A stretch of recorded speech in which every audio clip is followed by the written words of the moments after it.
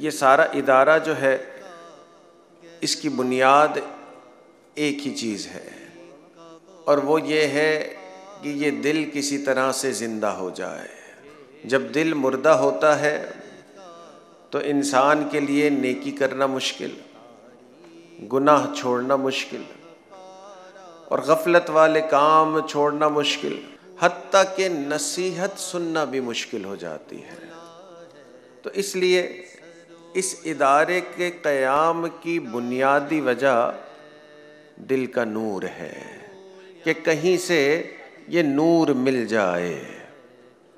اور دل کا نور ہمارے اکابرین نے فرمایا کہ 4 چیزوں میں موجود ہے، اور پہلی چیز ہے قرآن پاک، کہ جو شخص قرآن پاک کثرت سے پڑھتا ہے یا قرآن پاک سمجھ کے پڑھتا ہے، اللہ اسے نور عطا فرماتے ہیں۔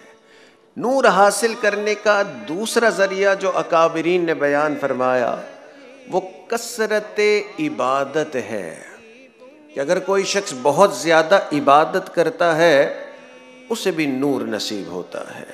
اور تیسرا ذریعہ نور حاصل کرنے کا، اور یہ تیسرا ذریعہ ہے تقوی اختیار کرنا، گناہوں سے بچ کے زندگی گزارنا، اور چوتھا ذریعہ ہے دین کا علم حاصل کرنا۔